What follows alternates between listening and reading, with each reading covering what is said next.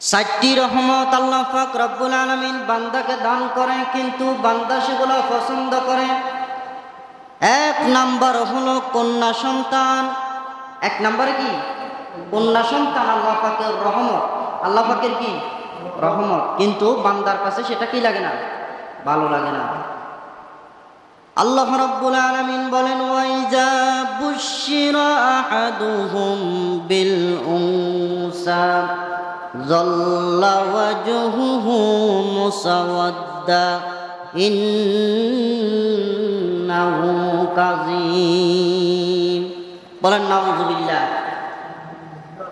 যখন জাহিলি যুগে মানুষদেরকে, বাবাদেরকে কথা বলা হতো যে আপনার কন্যা সন্তান হয়েছে, তখন জল্লা ওয়াজহুহু মুসাওয়াদ্দা, তাদের চেহারাটা কালো হয়ে যেত। শুধু তাই নয়, ওয়া হুয়া কাযীম, তারা রাগান্বিত হয়ে যেত। তারা বলতো, আমরা এখন সমাজে কিভাবে মুখ দেখাবো, আমার তো কন্যা সন্তান হয়েছে।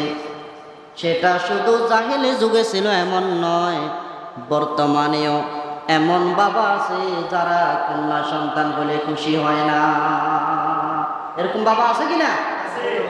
অনেক পরিবার আছে। মেয়ে হইলে শাশুড়ির মনে কষ্ট, আত্মীয় স্বজনের মনে কষ্ট, পাড়া প্রতিবেশীর মনে কষ্ট, স্বামীর মনে কষ্ট আছে কিনা বলেন না? অনেক মানুষ আছে। একটা সন্তান হয়েছে, কন্যা সন্তান হয়েছে, দুইটা হয়েছে, আরেকটা হওয়ার আগে দিন বউকে কি বলে, তোমার একটা কন্যা সন্তান হয়েছে কিছু বলি নাই, দুইটা হয়েছে কিছু বলি নাই, আর একটা কন্যা সন্তান যদি হয় তোমাকে তালাক দিয়ে দিব, তোমাকে ছেড়ে দিব। এরকম স্বামী আছে কিনা? আছে কিনা? এগুলো স্বামী না আসামি? আসামি। জাহেলি যুগে এরকম ছিল। কন্যা সন্তানদেরকে তারা অভিশপ্ত মনে করত। তারা কন্যা সন্তানদেরকে জীবিত মাটির মধ্যে কি করত? পুঁতে ফেলত। কারণ তারা কন্যা সন্তান হওয়াকে কি মনে করে? অভিশপ্ত মনে করে। আমাদের গ্রামে এক লোক, সে কন্যা সন্তান হয়েছে, একটা হয়েছে, দুইটা হয়েছে, তিনটা হওয়ার পরে 3 নাম্বার সন্তান, কন্যা সন্তান যেটা হয়েছে, ওইটাকে বিক্রি করে দিয়ে 50,000 টাকা দিয়ে একটা গরু কিনছে। বলেন নাউযুবিল্লাহ। এর মধ্যে আর জাহিলি যুগের লোক, এটার মধ্যে কোনো পার্থক্য আছে? নাই। এই যুগেও কন্যা সন্তান দেখতে পারে না, কন্যা সন্তান হলে মুখ কালো করে রাগান্বিত হয়। এরকম লোক আছে কিনা? অথচ নবী করিম সাল্লাল্লাহু আলাইহি ওয়াসাল্লাম বলেন, ও আমার উম্মতেরা, খায়রুকুম বুকিরা বিল উনসা, ওই ঘর হইল বরকতের ঘর, ওই ঘর হইল বরকতের ঘর যে ঘরের প্রথম কন্যা সন্তান হয়। বলেন সুবহানাল্লাহ। ওই ঘর বরকতের ঘর যে ঘরের প্রথম সন্তান কি হয়? কন্যা সন্তান। সুবহানাল্লাহ বলেন। আল্লাহ রাব্বুল আলামিন যখন আল্লাহ তাআলা ছেলে সন্তানদের এই কথা যখন বলতেছেন, তখন আল্লাহ রাব্বুল আলামিন আগে বলেছেন, ইয়াহাবু লিমান ইয়াশাউ ইনাসা। আল্লাহ বলেন, আমি যাকে ইচ্ছা কন্যা সন্তান দান করি। আগে বলেছেন কন্যা সন্তানের কথা, তারপরে বলেছেন ওয়াইয়াহাবু লিমান ইয়াশাউ যুকুর, আমি যাকে ইচ্ছা পুত্র সন্তান দান করি। সুবহানাল্লাহ বলেন। তাহলে আগে কার কথা বলেছেন? কন্যা সন্তানের কথা বলেছেন। আমি যাকে ইচ্ছা কি দান করি? কন্যা সন্তান দান করি। যাকে ইচ্ছা পুত্র সন্তান দান করি। আগে আল্লাহ তাআলা কন্যা সন্তানের কথা বলেছেন। বলেন সুবহানাল্লাহ। এই জন্য কারো যদি একটা সন্তান হয়, দুইটা সন্তান হয়, তিনটা সন্তান যদি হয়, কন্যা সন্তান হয়, সে যদি রাগান্বিত না হয়, মানি বেতালা বিশাইইন মিনাল বানাত ফাসাবারা আলাইহিন্না কুন্না লাহু মাযাজাম মিনান নার। আল্লাহর রাসূল বলেছেন, যার একটা নয়, দুইটা নয়, তিনটা কন্যা সন্তান আছে, সে তাদের লালন পালনের ব্যবস্থা করে, তখন ওই লোকটার জন্য কিয়ামতের ময়দানে জাহান্নামের আগুন আল্লাহ রাব্বুল আলামিন হারাম করে দিবে। বলেন সুবহানাল্লাহ। যারা কন্যা সন্তানের লালন পালন করে তাদের জন্য কিয়ামতের ময়দানে আল্লাহ তাআলা জাহান্নামের আগুন হারাম করে দিবেন। বলেন সুবহানাল্লাহ। শুধু তাই না, নবীজি বলেন মান আলা হারিয়াতাইনি দাখালতু আনা ওয়া হুয়াল জান্নাতাহাতাইনি। নবীজি দুইটা আঙ্গুল এইভাবে দেখিয়ে বললেন, আমি এবং কন্যা সন্তানের লালন পালনকারী কিয়ামতের ময়দানে আমি আর সে এইভাবে কাছাকাছি জান্নাতে থাকবো। সুবহানাল্লাহ বলেন না? তাহলে কন্যা সন্তান হলে আমরা কি খুশি হব না বেজার হব? খুশি হব। আল্লাহর নবী কন্যা সন্তানকে এত গুরুত্ব দিতেন। নবীজি বলেন লা তাসুব্বুল বানাত ইন্নী আবুল বানাত। ও আমার উম্মতেরা, তোমরা কন্যা সন্তানকে গালি দিও না, কারণ লা তাসুব্বুল বানাত ইন্নী আবুল বানাত, কারণ আমি নবী কন্যা সন্তানের পিতা। সুবহানাল্লাহ বলেন। শুধু তাই না, আল আম্বিয়া ও আবুল বানাত, সমস্ত আম্বিয়া কেরাম ছিলেন কন্যা সন্তানের বাবা। সুবহানাল্লাহ বলেন। এজন্য নবীজি বলছেন তোমরা কন্যা সন্তানকে কখনো কি দিও না, গালি দিও না। একজন সাহাবী বাজার থেকে কিছু জিনিস আনলেন, এনে ছেলের হাতে দিলেন। বিশ্বনবী মুহাম্মদুর রাসূলুল্লাহ সাল্লাল্লাহু আলাইহি ওয়াসাল্লাম বললেন, তুমি তোমার ছেলের হাতে দিয়েছ, মেয়ের হাতে তুমি কি দিয়েছ? সে বলে আমি তো মেয়ের জন্য কিছু আনি নাই। নবীজি বললেন আগে মেয়ের হাতে দিবা, তারপরে ছেলের হাতে দিবা। সুবহানাল্লাহ বলেন। নবী করিম সাল্লাল্লাহু আলাইহি ওয়াসাল্লামের একজন কন্যা সন্তান ছিলেন ফাতেমা রাদিয়াল্লাহু তাআলা আনহা। যখন তিনি কোথাও যেতেন তখন সর্বশেষ ফাতেমা রাদিয়াল্লাহু তাআলা আনহার সঙ্গে দেখা করতেন। আবার কোথাও থেকে এসে সবার আগে মা ফাতেমার সাথে দেখা করতেন। বলেন সুবহানাল্লাহ। কারণ তার কাছে কন্যা সন্তান বেশি আদরের ছিল, বেশি প্রিয় ছিল। বলেন না সুবহানাল্লাহ। এই জন্য জাহিলি যুগে সেই স্বভাব যেন আমাদের এই যুগে এসে আমরা যেন কন্যা সন্তান বলে আমরা যেন মুখ যেন কালো না করি। কন্যা সন্তান আল্লাহ তাআলার রহমত, এ কথা বিশ্বাস হয় কিনা? এই জন্য আল্লাহ রাব্বুল আলামিন কন্যা সন্তান যে ঘরের মধ্যে দিয়েছে ওই ঘর হলো কল্যাণের ঘর, ওই ঘর হলো বরকতের ঘর। নবীজি বলেছেন কোন নারী বরকতি নারী, তার প্রথম কন্যা দেখো, প্রথম যেটা যদি কন্যা সন্তান হয় বুঝবে ওই নারী ভাগ্যবতী, ওই নারীর মতো ভাগ্যবতী নারী আর দুনিয়াতে নাই। সুবহানাল্লাহ বলেন না? তাহলে আল্লাহ রাব্বুল আলামিন বান্দাকে 7টা রহমত দান করে, কিন্তু বান্দার মুখ কালো হয়ে যায়। এক নম্বরে কি? কন্যা সন্তান। এই কন্যা সন্তান বলে বর্তমানেও অনেক পিতা আছে যারা রাগান্বিত হয়, অনেক সময় বউ তালাক দিয়ে দেয়, বলে তোমার এত মেয়ে হয় কেন, আর একটা মেয়ে হলে তোমাকে রাখবো না, তোমাকে বিদায় করে দিব। তাহলে এরকম বাবা আছে কিনা? আছে। তাদের উচিত কোরআন এবং হাদিসের আলোচনা মোতাবেক তারা যেন খুশি হয়, এটা যেন গর্বের কারণ হয়। আল্লাহ রাব্বুল আলামিন আমাকে একটা কন্যা সন্তান দান করেছেন, এই কথার উপরে আল্লাহর উপরে, রহমতের উপরে কি থাকতে হবে? খুশি থাকতে হবে। দ্বিতীয় নাম্বার হলো বৃষ্টি। বৃষ্টি হলে কিছু মানুষ আছে যারা আল্লাহর এই রহমত, এই বৃষ্টি পাওয়ার পরে খুশি হয়, কিন্তু আল্লাহর কিছু বান্দা আছে যারা বৃষ্টি হওয়ার পরে তাদের মুখ কালো হয়ে যায়। তারা এই কথা কি করে? বৃষ্টিটাকে বিরক্ত বোধ করে। আল্লাহর যে রহমত বৃষ্টি, এ কথা তারা জানে না। এই জন্য অনেকের বৃষ্টি হলে মন খারাপ হয়ে যায়। এরকম লোক আছে কিনা? বৃষ্টি হলে মন খারাপ হয়ে যায়।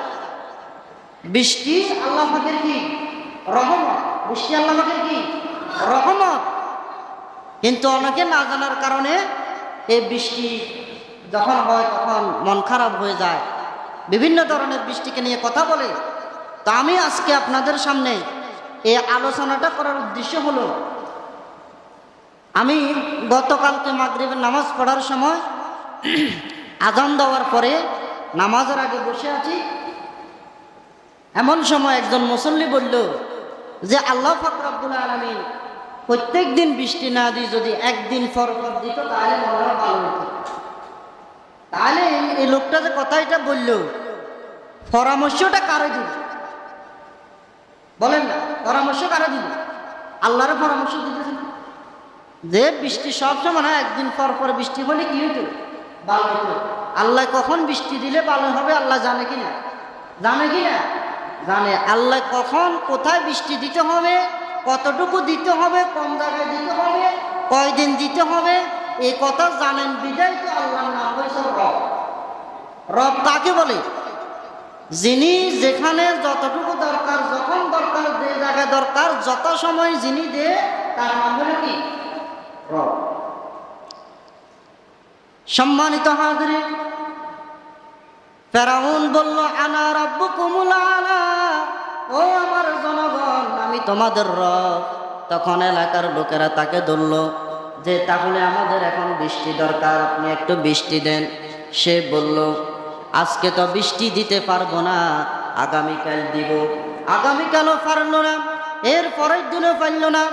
তখন আল্লাহ রাব্বুল আলামিন আয়াত নাজিল করলেন, ইন্নাল্লাহা ইনদাহু ইলমুস সাআ ওয়া ইউনাজ্জিলুল গায়সা ওয়া ইয়ালামু মা ফিল আরহাম ওয়া মা তাদরি নাফসুম মাযা তাকসিবু গাদা ওয়া মা তাদরি নাফসুম বিআইয়ি আরদিন তামুত। সুবহানাল্লাহ বলেন না?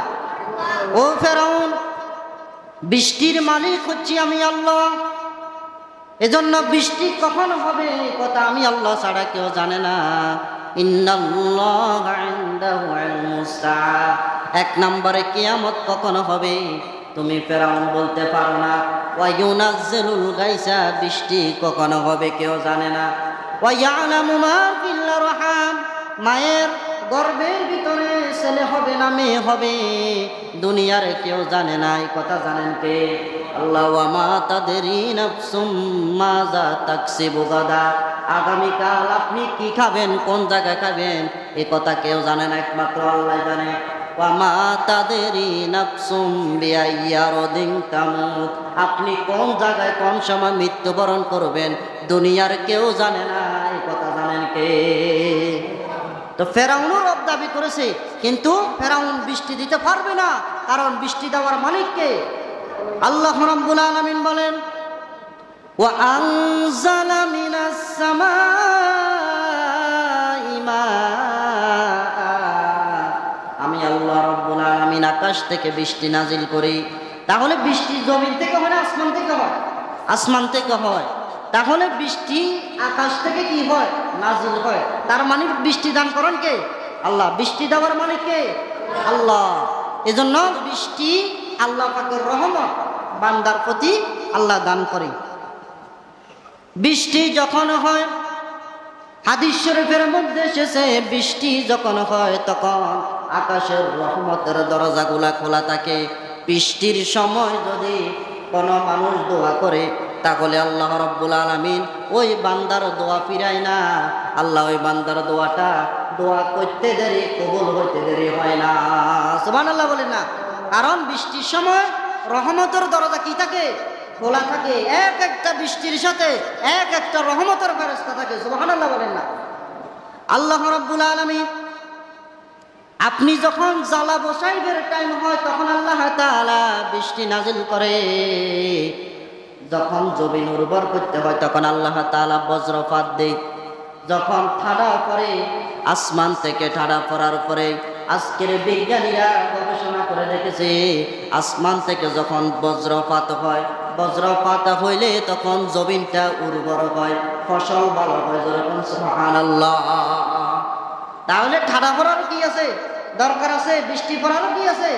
দরকার আছে। যখন যেটা দরকার আল্লাহ রাব্বুল আলামিন সেটা দান করে। আল্লাহ রাব্বুল আলামিন কখনো বান্দার ক্ষতি চায় না। আল্লাহ ক্ষতি চায়?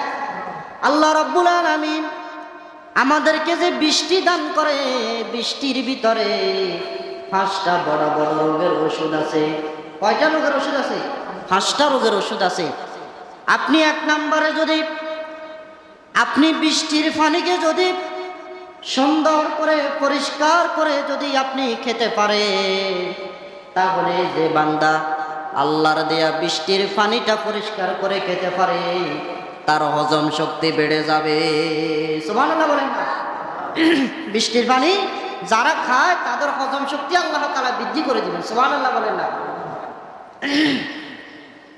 এরপরে 2 নম্বর হলো, কোন মানুষ যদি বৃষ্টির পানিতে ভিজে, বৃষ্টির পানিতে ভিজা এটা রাসূলের সুন্নাত। সুবহানাল্লাহ বলেন না? বৃষ্টির পানি স্পর্শ করা, বৃষ্টির পানিতে একটু শরীরটা ভিজানো এটা নবীজির সুন্নাত। যদি কোনো মানুষ বৃষ্টির পানিতে যদি একটু ভিজে, তাহলে তার শরীরের ভিতরে যদি চর্মরোগ থাকে, তাহলে তার সমস্ত চর্মরোগ অ্যালার্জি রোগ ভালো হয়ে যাবে। সুবহানাল্লাহ বলেন না? তাহলে কি বৃষ্টির রহমত না গজব? রহমত। বৃষ্টির রহমত না গজব? রহমত। এই কথা আমাদেরকে বুঝতে হবে। এরপরে আপনি যখন বৃষ্টিতে ভিজবেন, যাদের চুল পড়ে যায়, বৃষ্টির পানিতে যদি কেউ ভিজে, তাহলে তার মাথার মধ্যে যদি বৃষ্টির পানি লাগে, তাহলে তার চুল পড়া বন্ধ হয়ে যাবে। সুবহানাল্লাহ বলেন না? বৃষ্টির পানি মাথায় লাগলে, চুলে লাগলে চুল পড়া বন্ধ হয়ে যাবে। সুবহানাল্লাহ বলেন না? এরপরে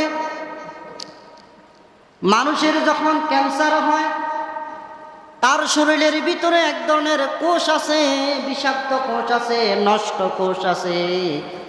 যখন বৃষ্টির পানি তার গায়ে লাগে, তখন ওই ক্ষতিকর কোষগুলা কি হয়ে যায়? বৃষ্টির পানির কারণে নষ্ট হয়ে যায়। সুবহানাল্লাহ বলেন না? তাহলে লক্ষ লক্ষ কোটি কোটি টাকা দিয়ে আপনি ক্যান্সারের ওষুধ আল্লাহ তাআলা বৃষ্টির পানির ভিতরে দিয়ে দিয়েছে। সুবহানাল্লাহ বলেন না? তাহলে আপনি এই বৃষ্টির পানিকে আপনি কিভাবে গজব বলবেন, কিভাবে রহমত বলে স্বীকার করবেন না? বলেন।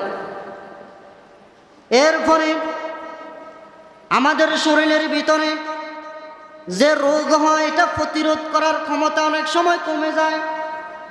যদি কোনো মানুষ আল্লাহর দেয়া রহমতের পানি বৃষ্টির পানিতে যদি ভিজে, তাহলে তার শরীরের ভিতরে রোগ প্রতিরোধ ক্ষমতা বেড়ে যাবে।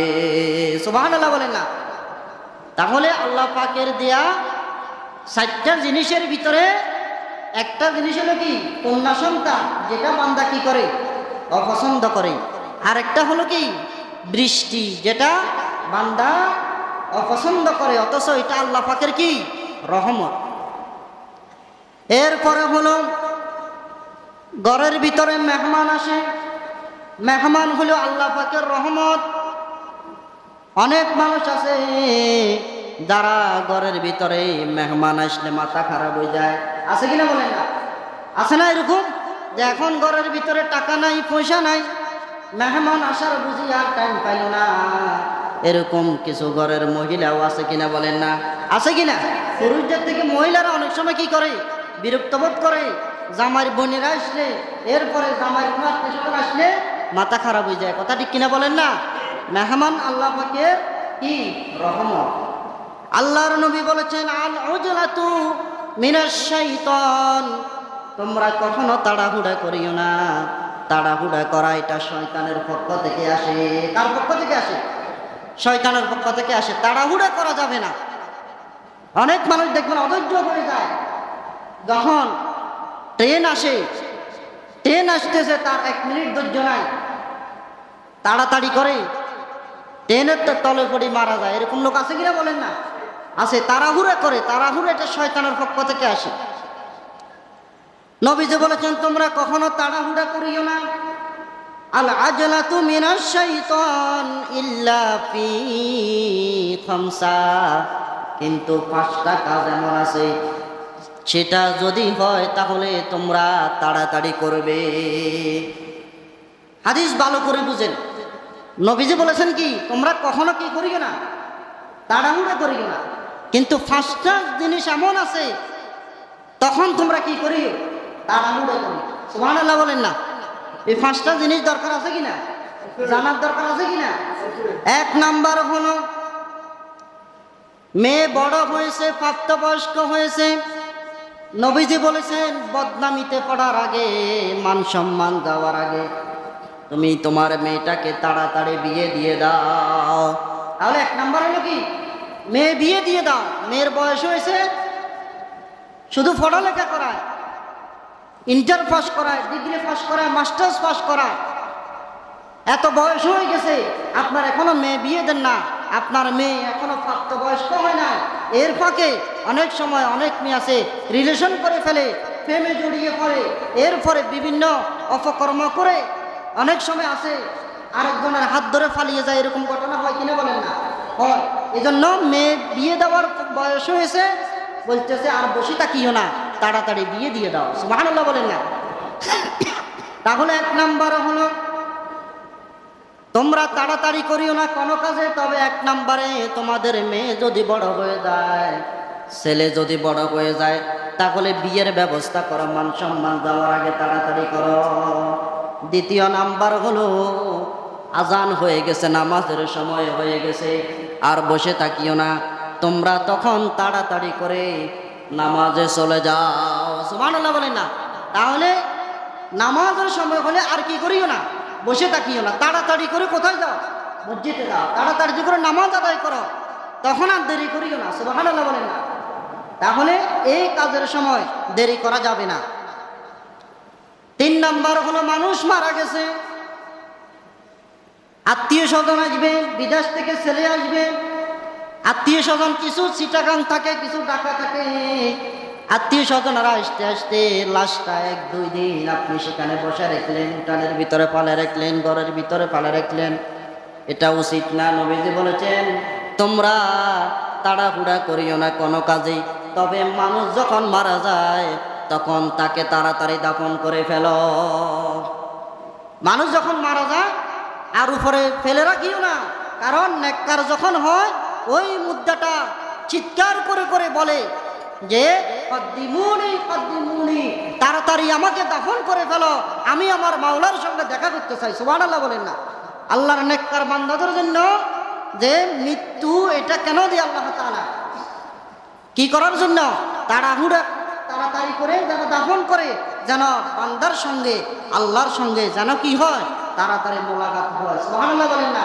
আর যে ব্যক্তি বদগার, সে তাড়াতাড়ি করতে দেয় না, সে বলে আর একটু দেরি করো, আমাকে কোথায় নিয়ে যাচ্ছ, আমার তো এখনো মৃত্যুর প্রস্তুতি নাই, কবরের প্রস্তুতি নাই। সুবহানাল্লাহ বলেন না। তাহলে 3 নাম্বার হলো মানুষ মারা গেলে তাড়াতাড়ি দাফন করতে হবে। মানুষ মারা গেলে কি করতে হবে? তাড়াতাড়ি দাফন করতে হবে। এরপরে নবীজি বলেছেন মেহমান আসলে মেহমানদারি করতে দেরি করিও না। মেহমান যখন আসে, মেহমান হলো আল্লাহ পাকের রহমত, মেহমান যখন আসে মেহমানদারি করতে দেরি করিও না, তখন তোমরা তাড়াহুড়া করো। সুবহানাল্লাহ বলেন না। তাহলে মেহমান আসলে তোমরা তাড়াতাড়ি মেহমানদারি করো। এরপরে 5 নাম্বার হলো তোমাদের যখন গুনাহ হয়ে যায়, বান্দা তুমি যখন গুনাহ করে ফেলো, তখন তুমি তাড়াতাড়ি করে তওবা করো। এই 5টা কাজ তোমরা কি করো? তাড়াতাড়ি করো।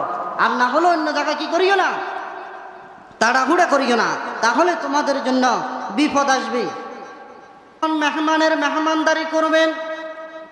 হাদিস শরীফের মধ্যে এসেছে, নবীজি বলেন যখন মানুষেরা কোনো মেহমান আসে ঘরের ভিতরে, যখন মেহমানদারি করে, যতক্ষণ পর্যন্ত মেহমানের সামনে দস্তরখানা বিছানো থাকে, ততক্ষণ আল্লাহ পাক রব্বুল আলামিনের ফেরেশতারা আল্লাহর কাছে ওই মালিকের জন্য দোয়া করতে থাকে।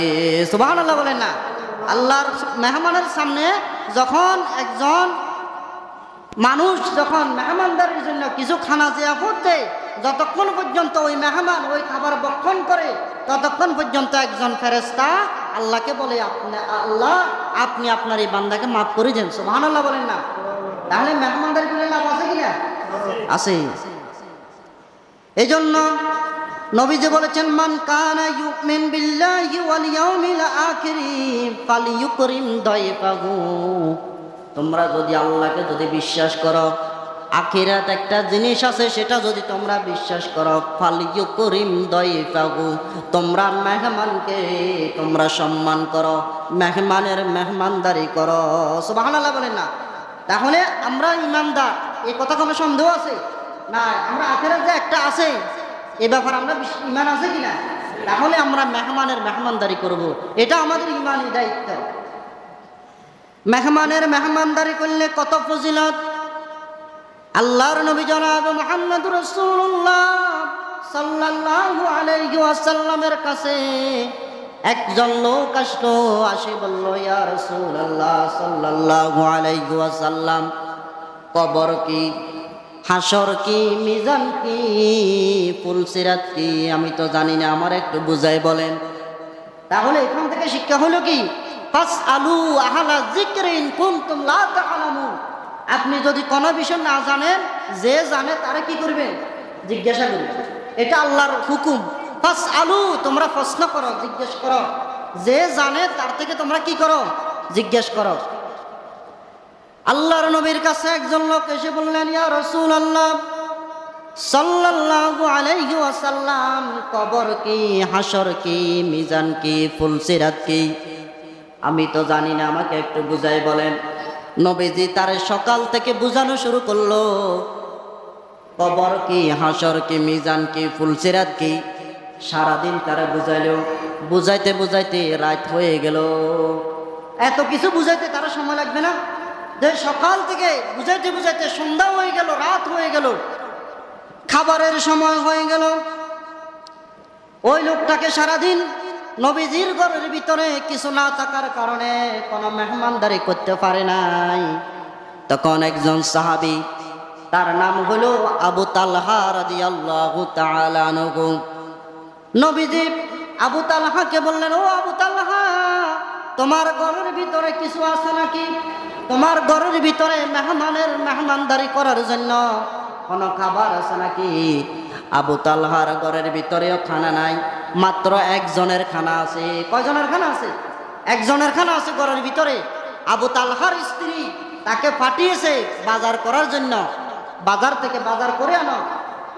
তখন আবু তালহা রাদিয়াল্লাহু তাআলা আনহু চিন্তা করলেন, আল্লাহর নবী যে মেহমান আমার ঘরে পাঠাতে চাইতেছে, এই মেহমান তো আল্লাহ পাকের রহমত, এই মেহমানকে আমি নিয়ে যাই, আল্লাহ যা করে করবে। ঘরে নিয়ে গেল মেহমানকে। নেওয়ার পরে স্ত্রী বলল, আপনি যে মেহমান নিয়ে এসেছেন, আপনাকে তো আমি বলেছি বাজার থেকে কিছু খাবার নিয়ে আসার জন্য, আপনি তো খালি খালি চলে আসলেন, এখন মেহমানকে কি খাওয়াবো? ঘরের ভিতরে তো মাত্র কয়জনের খানা আছে? একজনের খানা আছে। সন্তানেরা কি খাবে? আপনি কি খাবেন? আমি কি খাবো? তখন আবু তালহা রাদিয়াল্লাহু তাআলা আনহু যেমন ইমানদার, তার স্ত্রীও ইমানদার। তখন সে বলল, তাহলে এক কাজ করি, আমাদের দুই সন্তান ক্ষুধার যন্ত্রণায় ছটফট করতেছে, আপনি এক কাজ করেন, তাদের মাথার উপরে হাত বুলিয়ে দিন, তারা ঘুমিয়ে যাবে, তাহলে তারা আর খাবার জন্য কান্না করবে না। আবু তালহা রাদিয়াল্লাহু তাআলা আনহু তখন দুই সন্তানের মাথায় হাত বুলিয়ে দিলেন, সন্তান ঘুমিয়ে গেল। ঘুমানোর পরে আবু তালহার স্ত্রী বলল, আপনি এক কাজ করেন, একজনের যে খাবার আছে ওই খাবারটা নিয়ে মেহমানের সামনে রাখবেন। যখন মেহমান ওই খাবারটা খাবে, তখন আমি আলো বন্ধ করে দেব, আলো নিভিয়ে দিব। মেহমান, তখনকার নিয়ম ছিল আরব দেশে, যে মেহমান আসবে, মেহমান ঘরের মালিককে ছাড়া খানা খাইতো না। সুবহানাল্লাহ বলেন না? এটা সুন্নাত, আল্লাহ রাসূলের সুন্নাত। আপনি যে ঘরে বাড়িতে গেলেন, ওই ঘরের লোকেরা খেলো কিনা এই কথা আপনাদের কি করতে হবে? খেয়াল রাখতে হবে। ওই মেহমান বলল, আপনিও তাহলে আমাদের সাথে খেতে হবে। আবু তালহা রাদিয়াল্লাহু তাআলা আনহু যখন মেহমানের সামনে গেল খাবার জন্য, তখন তার স্ত্রী আলো বন্ধ করে দিল। এখন আর কিছুই দেখা যায় না। মেহমান ওই অন্ধকারের ভিতরে একা একা সবগুলা রুটি এবং গোশত তৃপ্তি সহকারে খেল। আবু তালহা রাদিয়াল্লাহু তাআলা আনহু, মেহমান পেটের ভিতরে ক্ষুধা রেখে উঠে যাবে, এই জন্য তিনি একটা রুটি একটা গোশত খান নাই। বলেন সুবহানাল্লাহ। এরপরে মেহমান চলে গেল, পেট পূর্ণ করে সন্তুষ্ট হয়ে সে চলে গেল। এখন বলেন, আলো যখন বন্ধ করে দেয়, লাইট যখন নিভে দিল, তখন আর কি ঘরের ভিতরে কিছু দেখা যায়? দেখা যায় কিনা? এই খবর কি কেউ জানে? কিন্তু একজন জানে, তিনি কে? কে জানে? আল্লাহ জানে। আল্লাহ রাব্বুল আলামিন বলেছেন, ওয়াল্লাহু মুবদি মা কুনতুম তাকতুমুন। বান্দা, তুমি যেটা গোপন রাখো সেটা প্রকাশ করার দায়িত্ব আমি আল্লাহ। সুবহানাল্লাহ বলেন না? গোপনে গোপনে মেহমানকে মেহমানদারি করেছে, দুনিয়ার কেউ জানে না। সকালবেলায় বিশ্বনবী মুহাম্মদুর রাসূলুল্লাহ সাল্লাল্লাহু আলাইহি ওয়াসাল্লাম সকালবেলা আবু তালহাকে বলেন, ও আবু তালহা, তুমি কেমন মেহমানদারি করেছ? তোমার মেহমানদারির জন্য আসমানে তো হইচই পড়ে গেছে। সুবহানাল্লাহ বলেন না? ও আবু তালহা, তুমি কালকে রাতে কেমন মেহমানদারি করেছ? তোমার মেহমানদারির কারণে তো আসমানে হইচই পড়ে গেছে। সুবহানাল্লাহ বলেন না? দুনিয়ার কেউ জানে না। আল্লাহ রাব্বুল আলামিন আবু তালহার এই মেহমানদারিতে খুশি হয়ে আল্লাহ রাব্বুল আলামিন কোরআনের আয়াত নাযিল করে দিলেন, ইউসিরুনা আলা আনফুসিহিম ওয়ালাউ কানা বিহিম খাসাসা। যারা পেটের ভিতরে ক্ষুধা চেপে রেখে মেহমানের মেহমানদারি করে, তাদের জন্য আমি আল্লাহর জান্নাত ওয়াজিব। সুবহানাল্লাহ বলেন না? তাহলে মেহমান আসলে আমরা বিরক্ত হব না, মেহমানদারি করব। মেহমানদারি করব। মেহমান আল্লাহ পাকের কি রহমত। আমাদের বাবা ইব্রাহিম আলাইহিস সালাতু ওয়াস সালাম, তাকে বলা হয় আবুদ দুয়ুব, মেহমানদারির পিতা। তিনি মেহমান ছাড়া খানা খাইতেন না। তার বাড়ির চারিপাশে 4টা দরজা আছে, তিনি মেহমানের জন্য অপেক্ষা করে। যেদিন মেহমান আসতো না, তিনি বাড়ি থেকে বের হয়ে বাড়ি থেকে 1 মাইল 2 মাইল দূরে গিয়েও মেহমান খোঁজ করতেন। তিনি একবেলা খানাও মেহমান ছাড়া খেতেন না। সুবহানাল্লাহ। তাহলে এখান থেকে আমাদের শিক্ষা আছে কিনা? আছে। মেহমান যদি আসে, নবীজি বলেছেন আদ-দিয়াফাতু সালাসাতা আইয়াম। মেহমান যখন আসে 3 দিন তার সাথে তোমরা ভালো আচরণ করো, তার খানা পিনার ব্যবস্থা করো। প্রথম দিন সব চাইতে ভালো খাবার খাওয়াতে হবে, পরের দিন একটু নর্মাল খানা দিবে, তৃতীয় দিন মালিক যেটা খাবে সেটা, গৃহস্থ যা খাবে মেহমানও তা খাবে। এটা হলো নবীজির নির্দেশ। তাহলে 4টা রহমত বান্দা অপছন্দ করে। 1 নাম্বার হলো কি? কন্যা সন্তান। 2য় নাম্বার হলো বৃষ্টি। 3য় নাম্বার হলো মেহমান। এরপরে 4র্থ নাম্বার হলো রোগ, অসুস্থতা। অসুস্থ হলে আমরা অনেকে রাগ করি কিনা? অসুস্থ হলে মন খারাপ হয় না? হয়। অনেক মানুষ আছে আল্লাহকে গালি দেয়, আমি কি অপরাধ করলাম, আল্লাহ মনে হয় আমাকে ছাড়া আর কাউকে চোখে দেখে না। এরকম মানুষ বলে কিনা? অধৈর্য হয়ে যায়। আল্লাহর শুকরিয়া আদায় করতে হবে। রোগে থাকেন, শোকে থাকেন, যখন যে অবস্থায় থাকেন আল্লাহর প্রশংসা করতে হবে। নবীজি বলেছেন, আউয়ালু মান ইউদআ ইলাল জান্নাতি ইয়াউমাল কিয়ামাতি আল্লাযিনা ইয়াহমিদুনাল্লাহ ফিস সাররাই ওয়াদ দাররা। কিয়ামতের ময়দানে যারা রোগে থেকে, শোকে থেকে যারা আল্লাহর প্রশংসা করে, কিয়ামতের ময়দানে সর্বপ্রথম আল্লাহ ওই বান্দাকে জান্নাতের জন্য ডাকবে। সুবহানাল্লাহ বলেন না? মুসা আলাইহিস সালাতু ওয়াস সালাম একদিন আল্লাহকে বললেন, হে আল্লাহ, যদি 4টা জিনিস হইতো আর 4টা জিনিস না হইতো বলা হইতো। 1 নম্বরে তিনি বললেন, যদি জীবন থাকতো, যদি মৃত্যু না হইতো তাহলে মনে হয় ভালো হইতো। এরপরে বললেন, জান্নাত যদি হতো, জাহান্নাম যদি না হতো ভালো হতো। এরপরে তিনি বলেন, যদি মানুষেরা সবাই যদি ধনী হইতো ভালো হইতো, গরিব যদি না থাকতো ভালো হইতো। এরপরে বলে, যদি মানুষ সব সময় সুস্থ থাকতো ভালো হতো, যদি অসুস্থ না হইতো ভালো হইতো। গায়েব থেকে আওয়াজ আসলো, হে মুসা তুমি শুনে রাখো, যদি মৃত্যু যদি না হতো, আমার পেয়ারা বান্দারা নেককার বান্দারা মৃত্যুর মাধ্যমে আমি রবের কাছে আসতে পারে। মৃত্যু যদি না থাকতো তাহলে তারা আমার কাছে আসতে পারতো না। সুবহানাল্লাহ। যদি এই দুনিয়াতে যদি সবাই যদি ধনী হইতো, গরিব যদি না থাকতো, তাহলে ধনীরা গরিবেরা সবাই যদি সমান হয়ে যেত, তাহলে গরিবেরা আল্লাহর শুকরিয়া আদায় করতো না, ধনীরা আল্লাহর শুকরিয়া আদায় করতো না। এরপরে জাহান্নাম যদি না হতো, তাহলে তারা আমার আযাবকে ভয় করতো না। এরপরে অসুস্থতা যদি না থাকতো, তাহলে আল্লাহকে বেশি স্মরণ করতো না।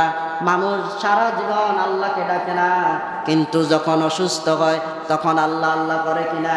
আল্লাহ আল্লাহ করে কিনা? আল্লাহ মানুষ আল্লাহকে কখন বেশি ডাকে? অসুস্থ যখন বেশি হয় তখন আল্লাহকে ডাকে। এজন্য অসুস্থতা এটা আল্লাহ পাকের রহমত। 3টা রোগ যদি হয় তাহলে বুঝবেন আপনি জান্নাতি। 1 নাম্বার হলো জ্বর হলে, এটা জান্নাতি বান্দার আলামত। এরপরে হলো চর্মরোগ হলে আপনি জান্নাতি। এরপরে হলো চোখ উঠা রোগ যদি হয় তাহলে আপনি জান্নাতি। হাদিস শরীফের মধ্যে এসেছে এই 3টা রোগ জান্নাতি যারা, তাদের সব সময় 3টা রোগ লেগে থাকে। সুবহানাল্লাহ বলেন না? আইয়ুব আলাইহিস সালাতু ওয়াস সালাম তিনি এত অসুস্থ ছিলেন, অনেক দিন পর্যন্ত তার শরীরটা ফসে যাচ্ছিল। অতঃপর যখন তার মুখটা ফসে যাচ্ছে, তখন তিনি আল্লাহকে বললেন, হে আল্লাহ, আমি তো এতদিন আমার অসুস্থতার কারণে আপনাকে সব সময় আপনার জিকির করতাম, জিকির দিয়ে আপনি দয়া করে আমার রোগটা ভালো করে দেন, আমার মুখটা অন্তত রাখেন আপনার জিকির করার জন্য। সুবহানাল্লাহ বলেন না? তাহলে অসুস্থতা এটা আল্লাহর রহমত। কেন? যে আমরা অসুস্থ হলে আল্লাহকে বেশি স্মরণ করি। এই জন্য হযরত আনাস রাদিয়াল্লাহু তাআলা আনহু বলেন, ইয়া রাসূলুল্লাহ সাল্লাল্লাহু আলাইহি ওয়াসাল্লাম, আমাদের যখন রোগ হয়, অসুস্থতা হয়, আমরা যে কষ্ট পাই, এটার জন্য আমাদের জন্য আল্লাহর পক্ষ থেকে কি কোনো পুরস্কার আছে কিনা? নবীজি বলেন, যার যত বেশি অসুখ হবে, অসুস্থতা হবে, যে যত বেশি কষ্ট করবে, তত তার গুনাহগুলো আল্লাহ রাব্বুল আলামিন ক্ষমা করে দিবে। সুবহানাল্লাহ বলেন না? তাহলে আজকের আলোচনা থেকে আমরা কি বুঝলাম? 4টা রহমত আল্লাহ তাআলার পক্ষ থেকে বান্দাকে দান করে, কিন্তু বান্দা কি করে? অপছন্দ করে। 1 নম্বরে কি বলেন? কন্যা সন্তান, এটা আল্লাহ পাকের রহমত, বান্দা অপছন্দ করে। 2 নম্বর হলো বৃষ্টি, আল্লাহ পাকের রহমত, বান্দা অপছন্দ করে। মেহমান, আল্লাহ পাকের রহমত, বান্দা অপছন্দ করে। এরপরে অসুস্থতা, আল্লাহ পাকের রহমত, বান্দা অপছন্দ করে। আমরা কি এই 4টা কাজকে অপছন্দ করবো না ভালোবাসবো? ভালোবাসবো। ঘরের ভিতরে কন্যা সন্তান হয়েছে, আলহামদুলিল্লাহ বলবেন, আরো বেশি খুশি হবেন। বৃষ্টি হলে কখনো খারাপ কথা বলবেন না। এরপরে মেহমান আসলে মন খারাপ করবেন না। মেহমানের রিজিক নিয়ে আসে। কন্যা সন্তান যদি 100টাও হয়, 10টাও হয়, যে যত বেশি সন্তান হবে সে তার রিজিক তার সঙ্গে করে নিয়ে আসবে। এই কথার উপর ঈমান আছে কিনা? ওয়ামা মিন দাব্বাতিন ফিল আরদি ইল্লা আলাল্লাহি রিজকুহা, আসমান জমিনে যত প্রাণী আছে সবার রিজিকের দায়িত্ব আল্লাহর হাতে। যার রিজিকের দায়িত্ব আল্লাহর হাতে, তার কোনো চিন্তা আছে? নাই। এজন্য আল্লাহ রাব্বুল আলামিন আমাদেরকে আল্লাহর এই 4টা রহমতের উপরে খুশি থাকার তৌফিক দান করুক। ওয়া আখির দাওয়ানা আনিল হামদুলিল্লাহি রাব্বিল আলামিন। আসসালামু আলাইকুম ওয়া রাহমাতুল্লাহ।